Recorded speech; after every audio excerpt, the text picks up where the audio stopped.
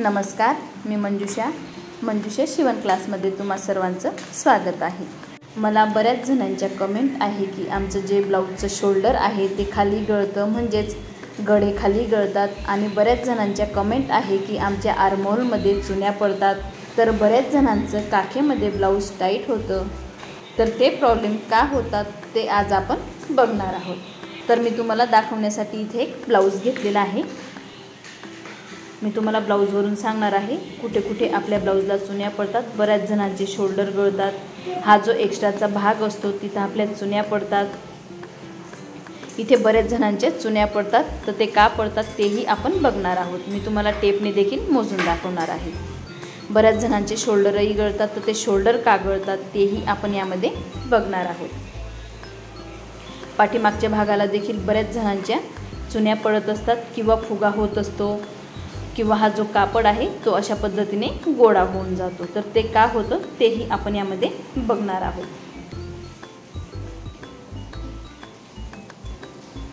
मी इथे तुम्हाला हा जो भाग आहे तो मोजून दाखवणार आहे।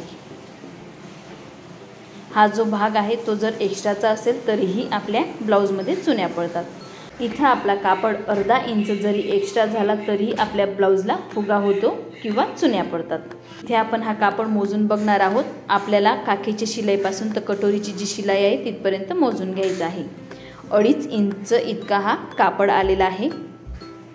आपण हा कापड फक्त 2 इंच एवढा घेत असतो। मी तुम्हाला बऱ्याच व्हिडिओमध्ये म्हणजे जवळजवळ जे कटोरीचे व्हिडिओ त्यामध्ये सांगत असते की आपण जिथून 1 इंच मोजून घेतलेला आहे काखेच्या भागापासून तर कटोरीच्या भागापर्यंत आपल्याला फक्त 2 इंच एवढं घ्यायचं असतं। तर मी तुम्हाला इथं कागदावरती टिक करून दाखवणार आहे, म्हणजेच माप कसं काढायचं ते दाखवणार आहे। ज्यांच्या काखेमध्ये चुन्या पडत असतील, म्हणजेच कापड गोळा होत असेल, शोल्डर गळत असतील किंवा काखेमध्ये ब्लाऊज टाईट होत असेल, तर त्यासाठी मी इथे काही मापे तुम्हाला मोजून दाखवणार आहे। इथे मी जे ब्लाऊज कट करणार आहे त्याची उंची आहे 14.5 इंच। त्यात आपल्याला 1 इंच हे वाढवून घ्यायचं आहे। तुमची जर ब्लाऊजची उंची 14 इंच असेल तर त्यात आपण 1 इंच वाढवून 15 इंचवरती टिक करायचं आहे। मी इथे जे ब्लाऊज कट करत आहे त्याची उंची 14.5 इंच आहे। त्यात मी 1 इंच वाढवून 15.5 इंचवरती टिक केलेला आहे। इथेही आपण 15.5 इंचवरती टिक करून घेऊयात। आता आपण दोघं साईडला 15.5 इंचवरती टिक करून घेतलेला आहे। तिथे आपल्याला लाईन मारून घ्यायची आहे। हा व्हिडिओ बघितल्यावर तुमचे सगळे प्रॉब्लेम सॉल्व्ह होऊन जातील। इथे आपण लाईन मारून घेतलेली आहे। मी तुम्हाला पुढचा भाग टिक करून दाखवणार आहे। पुढच्या भागातच सगळे प्रॉब्लेम आपले सॉल्व्ह होऊन जातील। आता आपण शोल्डर मोजून घेऊयात। आपल्याला उंची आधी मोजून घ्यायची असते। मी इथे उंची मोजून घेतलेली आहे। आता आपण शोल्डर मोजून घेऊयात। 38 साईजच्या ब्लाऊजसाठी आपण शोल्डर 5.5 इंच घेत असतो। मी आधी कटोरी ब्लाऊजच्या चार्टमध्ये सगळं सांगितलेलं आहे, किती इंच ब्लाऊजला किती इंच शोल्डर घ्यायचं, मुंडा घ्यायचा। आता आपण 2.5 इंच गडारुंदी घेणार आहोत। मी इथे 2.5 इंच गडारुंदी घेत आहे, तुम्ही 2.25 इंच देखील घेऊ शकता। आपल्याला गडारुंदी 2.25 ते 2.5 इंच एवढी घ्यायची असते। इथेही मी 5.5 इंचवरती टिक करून घेणार आहे। आता आपण मुंडा मोजून घेऊयात। मी इथे मुंडा 6.25 इंच घेत आहे, तुम्ही 6.5 देखील घेऊ शकता। आपल्याला 38 साईजच्या कटोरी ब्लाऊजसाठी मुंडा हा 6.25 ते 6.5 इंच घ्यायचा असतो। इथे मी आता 6.25 वरती जी टिक केलेली आहे तिथे लाईन मारून घेत आहे। इथून ते इथपर्यंत आपला मुंडाचा जो उंची आहे ती 6.25 इंच घेतलेली आहे। आता आपण छातीचा भाग काढूयात, म्हणजेच घडी। जे 38 साईजचं ब्लाऊजची घडी आहे ती 9.5 इंच येते। 38चा आपल्याला चौथा भाग काढायचा असतो। मी इथे 38चा चौथा भाग काढलेला आहे, म्हणजे 9.5 इंच। त्यात आपल्याला शिलाई मार्जिनसाठी 1.5 इंच हे वाढवून घ्यायचं आहे। शिलाई मार्जिनसाठी मी इथे 1.5 इंच वाढवून घेत आहे, तुम्ही 1.25 इंच देखील वाढवून घेऊ शकतात किंवा 2 इंच देखील वाढवून घेऊ शकता। आता आपण इथे लाईन मारून घेऊयात। शिलाई मार्जिन हे आपल्याला वाढवूनच घ्यायचं असतं।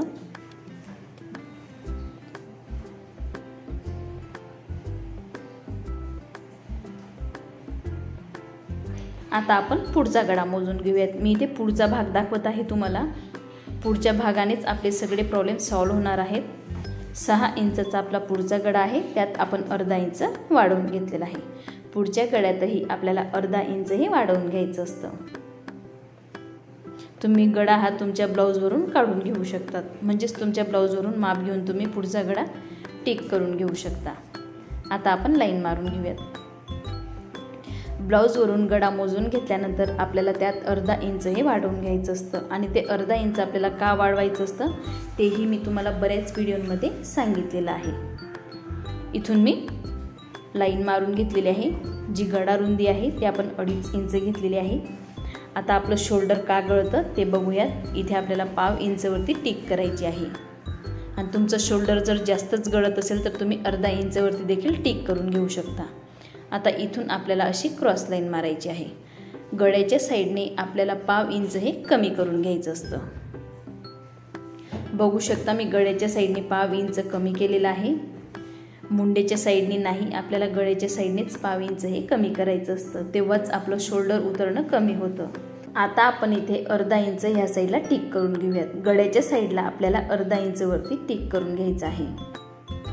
मी इथे अर्धा इंचवरती टिक करून घेत आहे। ज्याच्या आर्महोलमध्ये म्हणजेच काखीमध्ये चुन्या पडत असतील त्यांनीच हे अर्धा इंच एवढं टिक करायचं आहे, नाहीतर पाव इंच टिक केलं तरी चालेल। आता आपण इथून क्रॉस लाईन मारून घेणार आहोत। आपल्याला हे गळ्याच्या साईडने कमी करून घ्यायचं असतं।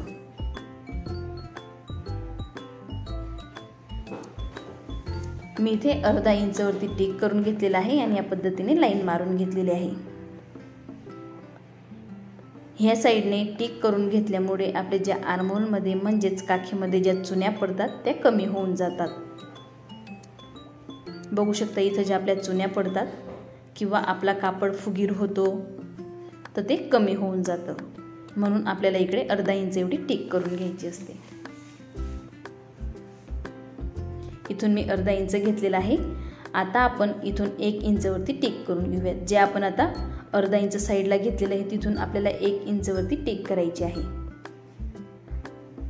ते 1 इंचच्या पुढच्या साईडला आपल्याला 1.25 इंचवरती टिक करायची आहे, म्हणजेच अर्धा इंच आणि पाव इंच। आता आपण गळ्याच्या साईडला 1 इंचवरती टिक करून घेऊयात।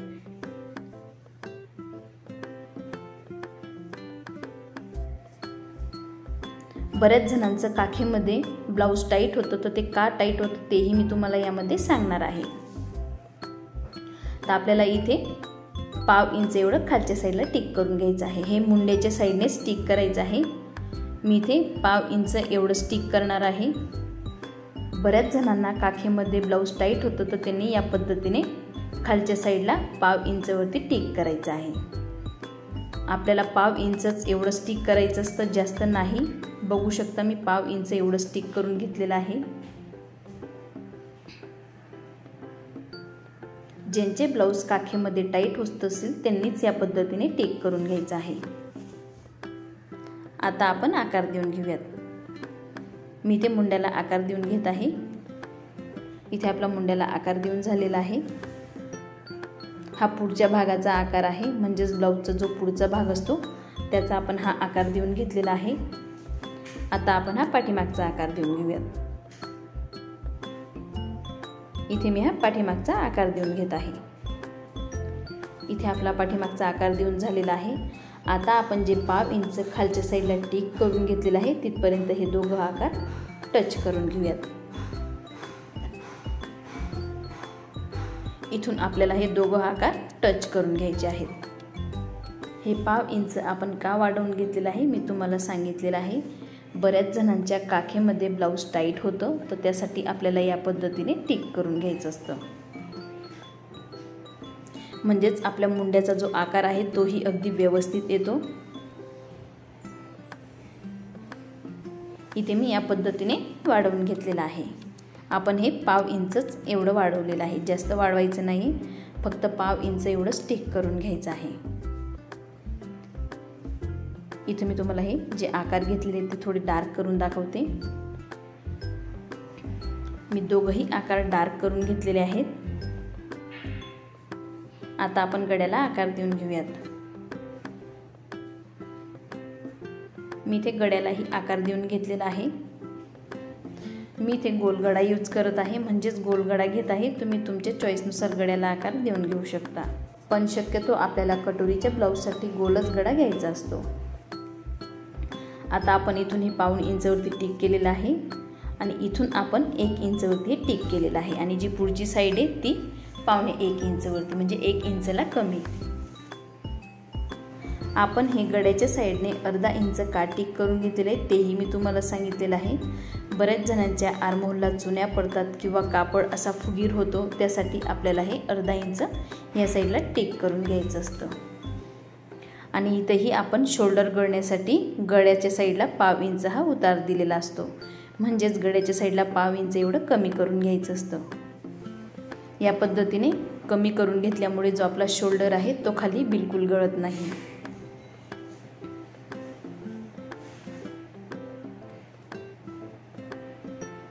आता आपण पुढच्या साईडने अर्धा इंच वाढवून घेणार आहोत.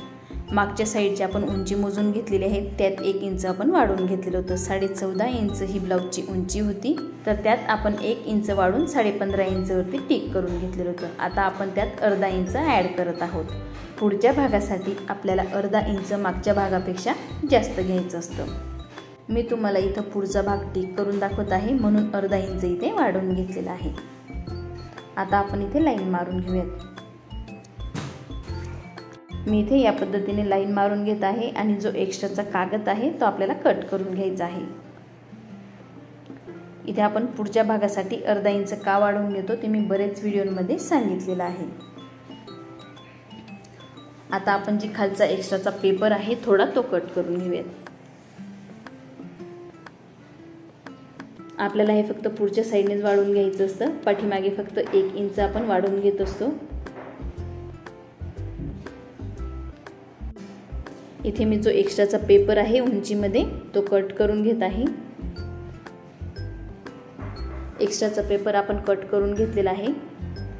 आता आपण क्रॉसपट्टी आणि कमर मोजून घेऊयात. सर्वात आधी मी इथे कमर मोजून घेत आहे. कमरचाही आपल्याला चौथा भाग काढायचा असतो. इथे मी जे ब्लाऊज कट करत आहे, म्हणजे जे तुम्हाला टिक करून दाखवत आहे, त्या ब्लाऊजचं कमर आहे 32 इंच. 32चा आपल्याला चौथा भाग काढायचा आहे. 32चा चौथा भाग आहे 8 इंच. तुम्ही तुमच्या ब्लाऊजवरून माप घेऊन काढून घेऊ शकता. आपल्याला प्रत्येक ब्लाऊजच्या मापावरून चौथा भाग काढून याप्रमाणे टिक करून घ्यायचं असतं. मी ते 8 इंचवरती टिक केलेलं आहे. 1.5 इंच आपल्याला हे शिलाई मार्जिन घ्यायचं आहे. इथं आपण 1.5 इंच शिलाई मार्जिन घेत आहोत. पाठीमागच्या भागासाठी आपल्याला प्लस अर्धा इंच हे घ्यायचं असतं. पाठीमागच्या भागासाठी अर्धा इंच आपल्याला का घ्यायचं असतं तेही मी तुम्हाला सांगितलेलं आहे. इथे आपण 1.5 इंच एक्स्ट्रा घेतलेला आहे. वरच्या साईडने जर आपण 2 इंच एक्स्ट्रा घेत असाल तर आपल्याला ही कमरेत 2 इंच एक्स्ट्रा घ्यायचं आहे. आणि वरच्या साईडला जर तुम्ही 1.25 इंच घेत असाल तर आपल्याला कमरेतही 1.25 इंच घ्यायचं आहे. आपण जर इथं 1.5 इंच घेतलेलं आहे तर आपल्यालाही कमरेत 1.5 इंच एवढंच घ्यायचं आहे. जी आपण घडी घेतो त्यात आपण शिलाई मार्जिनसाठी 1 इंच, 1.5 इंच किंवा 2 इंच जेवढं वाढवून घेतो तेवढंच आपल्याला कमरेत वाढवून घ्यायचं असतं. आता आपण लाईन मारून घेऊयात. मी घडीमध्ये 1.5 इंच शिलाई मार्जिन वाढवलेलं आहे, म्हणून कमरेतही 1.5 इंच वाढवलेलं आहे. पाठीमागच्या भागामध्ये आपल्याला अर्धा इंच प्लस करायचं असतं. अर्धा इंच का प्लस करायचं असतं तेही मी बऱ्याच व्हिडिओमध्ये सांगितलेलं आहे. आता आपण क्रॉसपट्टी मोजून घेऊयात. गड्याच्या साईडने आपल्याला क्रॉसपट्टी घ्यायची आहे 3.5 इंच. जो आपण अर्धा इंच एक्स्ट्रा घेतलेले तेही आपल्याला यामध्ये ॲड करायचं आहे. गड्याच्या साईडने मी ते 3.5 इंचवरती टिक करून घेत आहे. गड्याच्या साईडने आपल्याला 3.5 इंचावरती टिक करायचं आहे आणि मुंड्याच्या साईडने आपल्याला 3 इंचावरती, अर्धा इंच आपल्याला कमी टिक करायचं असतं. मी ते मुंड्याच्या साईडने 3 इंचवरतीही टिक करून घेतलेलं आहे. गड्याच्या साईडने 3.5 इंच, मुंड्याच्या साईडने 3 इंच आणि मधोमधही आपल्याला 3 इंचवरती टिक करून घ्यायचं आहे. आता आपल्याला आकार देऊन घ्यायचा आहे. मी ते हातानेच आकार देऊन घेत आहे. तुम्ही स्केलने देखील आकार देऊन घेऊ शकतात. या पद्धतीने आपला जो क्रॉसपट्टी आहे तिचा आकार आला पाहिजे व्यवस्थित. क्रॉसपट्टीचा जर आकार व्यवस्थित असेल तर आपली कटोरी ही व्यवस्थित बसते आणि फिटिंगही व्यवस्थित बसते. मी ते तुम्हाला डार्कही करून दाखवते. बघू शकता मी या पद्धतीने क्रॉसपट्टीला आकार देऊन घेतलेला आहे. तुम्ही स्केलने देखील आकार देऊन घेऊ शकतात. 3 इंच ते 3.5 इंच हे पॉईंटवरती आपल्याला या पद्धतीने स्केल ठेवायची आहे आणि अशी लाईन मारून घ्यायची आहे. पण शक्यतो हाताने आकार दिल्यामुळे आपली जी कटोरी आहे आणि क्रॉसपट्टी आहे ती अगदी व्यवस्थित बसते, म्हणून शक्यतो हाताने देण्याचा प्रयत्न करायचा. आता आपण मोजून घेणार आहोत. बघू शकतात 10.5 इंच आपली ही घडी आलेली आहे क्रॉसपट्टीची. आता आपण त्याचा निम्म करणार आहोत, म्हणजे 5.25 इंच. इथं तुम्ही या पद्धतीने देखील निम्म काढू शकतात. 10.5 इंच या पद्धतीने मोजून आपल्याला डबल टेप करायचा आहे. मी असंही मोजून दाखवते तुम्हाला. बघा 10.5च्या आपलं 5.25 इंचवरती बरोबर टिक आलेली आहे. मी ते 5.25 इंचवरती टिक करून घेतलेली आहे. याचा आपल्याला निम्म काढून घ्यायचा असतो आणि निम्मवरती आपल्याला टिक करून घ्यायची असते.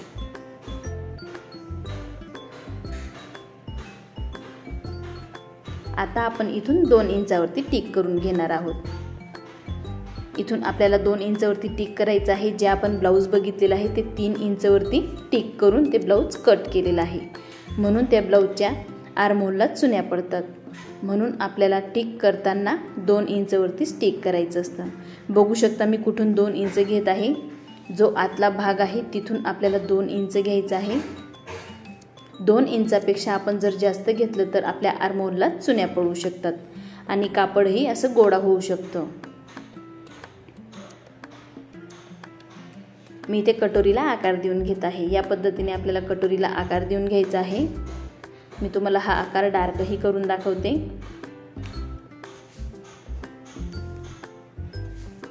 मी इथे कटोरीचा आकार तुम्हाला टिक करून दाखवला आहे.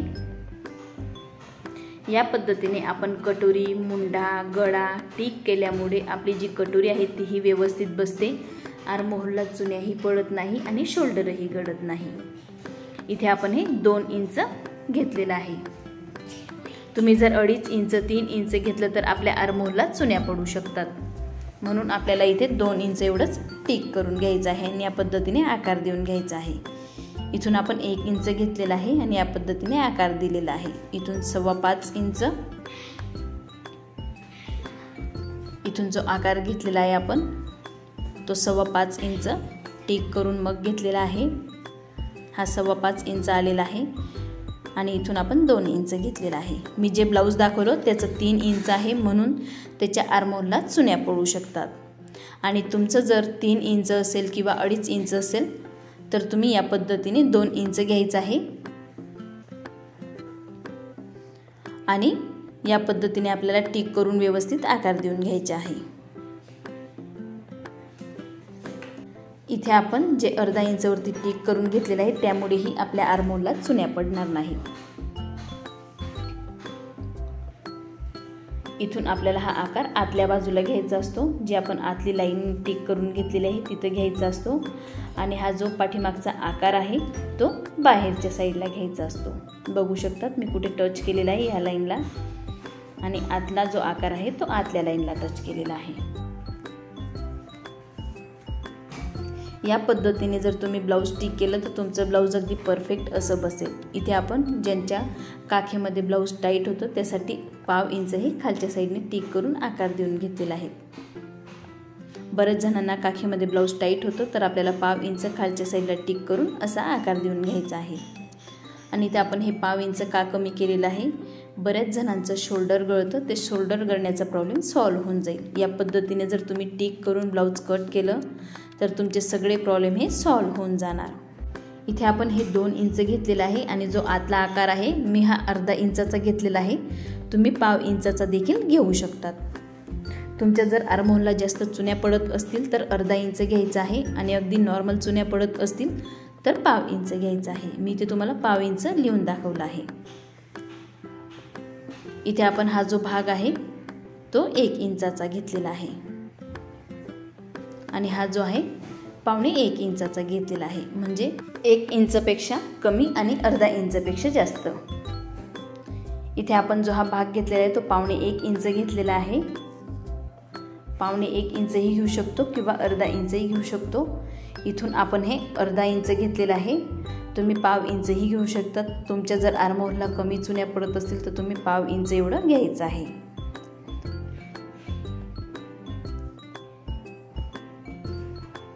आता मी गड्याच्या वरती जे 1 इंच वरती टिक करून घेतलेले तेही तुम्हाला लिहून देते। इथे मी जे टिक करून घेतलेलं आहे ते 1 इंच वरती टिक करून घेतलेलं आहे। इथून तर एवढे 1 इंच आहे, 1 इंच वरती आपल्याला टिक करून घ्यायचं असतं। इथून तर एवढी आपली ही क्रॉस पट्टी आहे। क्रॉस पट्टी आपली ही 3.5 इंचाची असते।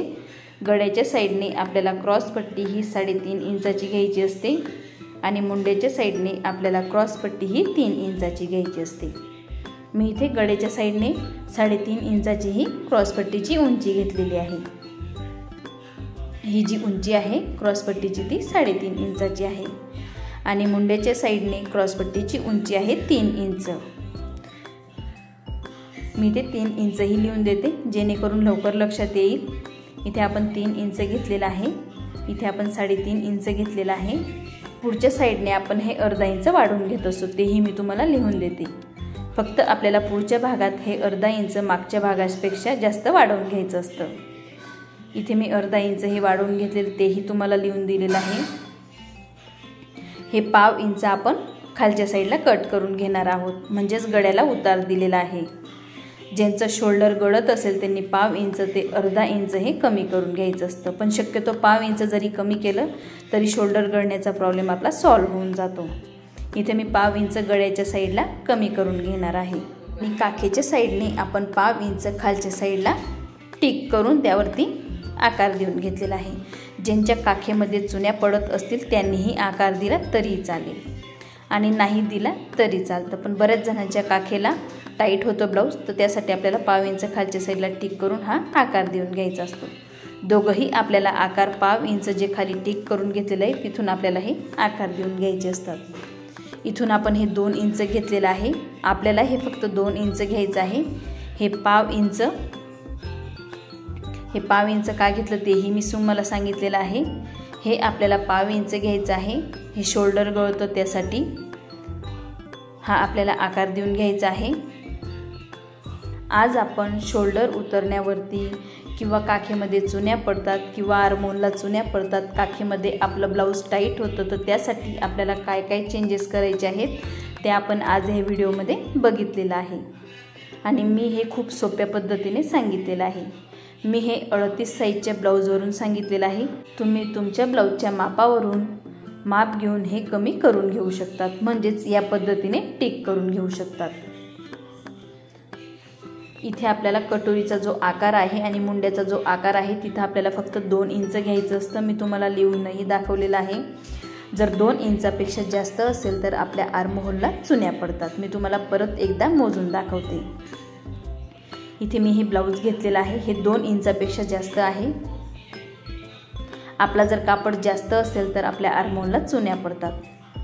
तुम्ही शोल्डरची फिटिंगही बघू शकतात, अगदी सरळ अशी फिटिंग झालेली आहे, म्हणून बऱ्याच जणांचे शोल्डर गळण्याचाही प्रॉब्लेम असतो। थोडी आपली जी शोल्डरची फिटिंग आहे ती क्रॉस आली पाहिजे, म्हणजेच गड्याच्या साईडने कमी आली पाहिजे आणि हा जो भाग आहे तो फक्त आपला 2 इंच एवढाच आला पाहिजे।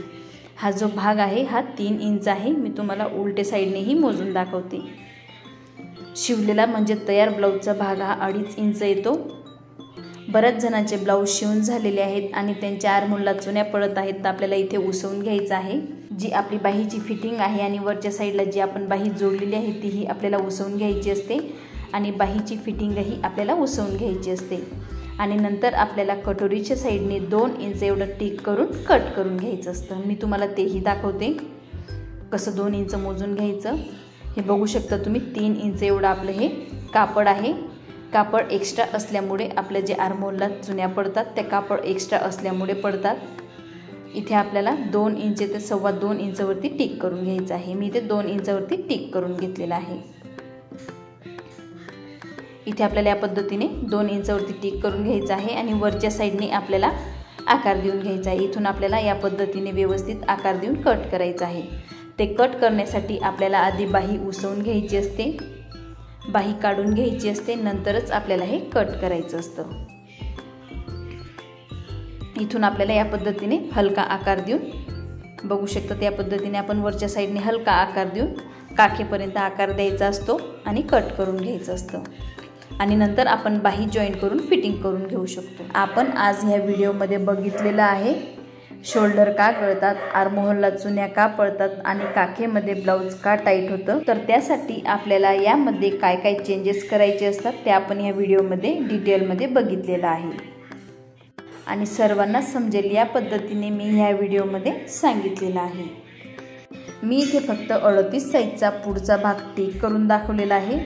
38 साईजचा पाठीमागचा भाग कसा टिक करायचा आणि कसा कट करायचा, त्यावरून बाह्यांचं माप कसं काढायचं, फुल बाहीचं माप किंवा हाफ बाहीचं माप, तेही मी एका व्हिडिओमध्ये सांगितलेलं आहे आणि त्या 38 साईजच्या ब्लाऊजची लिंक मी डिस्क्रिप्शन बॉक्समध्ये आणि आय बटनमध्ये दिलेली आहे। मी आधी 38 साईजचं कटोरी ब्लाऊजचं पेपर कटिंगचा व्हिडिओ शेअर केलेला आहे आणि त्या व्हिडिओमध्ये मी कटोरी कशी वाढवायची आणि बाह्यांचे मापे कसे घ्यायचे ते मी त्या व्हिडिओमध्ये सांगितलेलं आहे आणि त्या व्हिडिओची लिंक मी डिस्क्रिप्शन बॉक्समध्ये आणि आय बटनमध्ये दिलेली आहे। तुम्हाला जर आमचा शोल्डर गळण्याचा, आर्महोलला चुन्या पडण्याचा किंवा काखेत टाईट होण्याचा जो व्हिडिओ बनवलेला आहे तो व्हिडिओ जर आवडला असेल तर मंजुषा शिवण क्लासला सबस्क्राईब करायला विसरू नका आणि त्याचबरोबर बेल आयकनलाही प्रेस करा, म्हणजेच मी जे नवीन व्हिडिओज अपलोड करेल त्यांची नोटिफिकेशन तुमच्यापर्यंत पोहोचतील।